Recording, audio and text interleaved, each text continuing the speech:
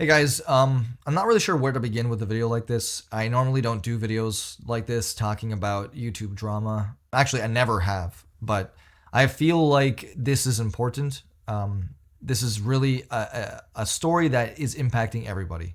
It impacts us as Dragon Age fans, it impacts us as BioWare fans, and it impacts us as gamers. This is a story that is much bigger than just a game company releasing a bad game. This goes far deeper than that, and there is a lot to unpack here, so please bear with me.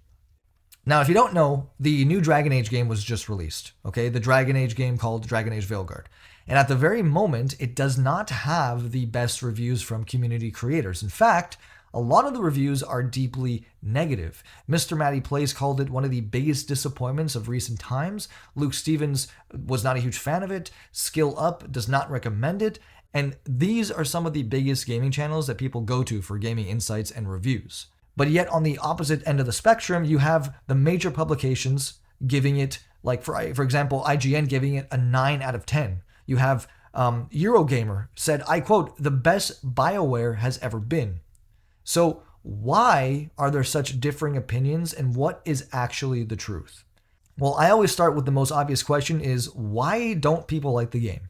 Okay, in a nutshell, Dragon Age the Veilguard suffers from bad writing, it suffers from boring characters, it suffers from redundant and repetitive gameplay, and an overall art direction that really is not reminiscent of Dragon Age. I mean, it looks more like a Disney movie, and people have said this. And if I'm being honest, if you look at the gameplay, I don't think of Dragon Age Origins. I don't even think of Dragon Age when I see this gameplay. What I think of is Raid Shadow Legends or some other mobile game on the phone. There is another reason why the game is not being perceived as well. And I think it's a reason that some people are scared to talk about. But I'm going to mention it here because I think it's important to the overall story and the overall reason why I'm making this video. Now, obviously, the game has been knocked for having quote-unquote woke ideologies embedded within it.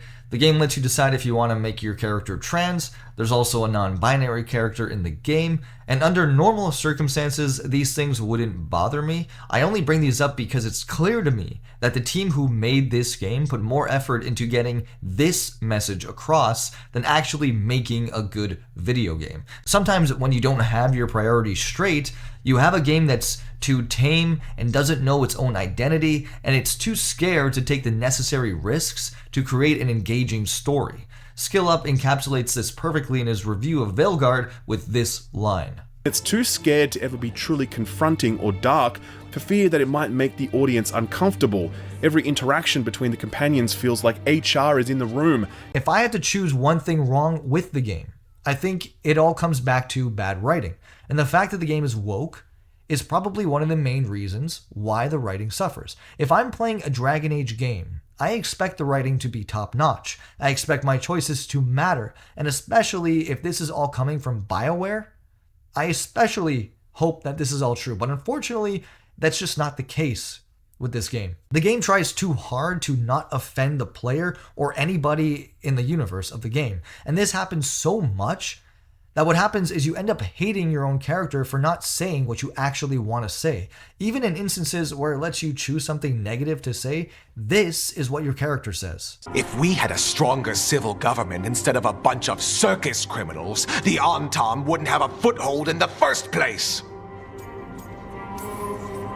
Who is this? In role-playing games, especially like Dragon Age, it's crucial to be able to have different dialogue options for different playstyles, and unfortunately, the game tries too hard to be nice and inclusive to every decision and character in the game. Now, there's a bunch of other YouTubers who do a much better job at going into why the writing is bad and why the characters are dull, but the game itself is only half the problem. The real issue stems from BioWare itself.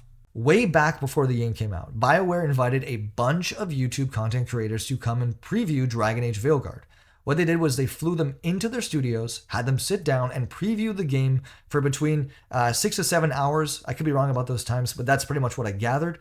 The idea was that these YouTubers would play the game and go back home and make a YouTube video talking about the experience getting to preview the new Dragon Age game. Now, some people were very optimistic about the game in their preview videos. Some people were cautiously optimistic about it. All of this was very normal. And what BioWare should have done when the game was being close to release was give out review codes for the final product to all of the people that they invited for the preview. But that's not what they did. Instead, what they chose to do was only send review codes to people who they knew would give them good reviews. Anybody that was cautiously optimistic was not given a review code to play the game on their channel. And you know what happens in this situation? Makes Dragon Age Veilguard look like a much better game than it actually is, because now you have people who like the preview reviewing this game, and nobody with an actual honest analytical review is giving one. So what you're left with is reviews that are biased and in no longer the best interest of the customer. And I made this video because this is not the first time that we've seen this type of behavior from video game companies.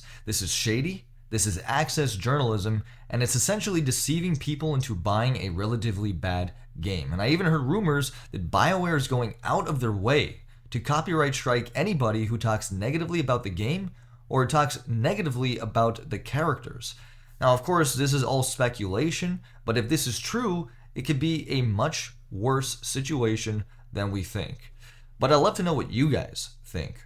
Do you guys agree with this? Do you guys disagree? Do you guys think that this is really shady of BioWare? Are you guys going to be buying Dragon Age 4?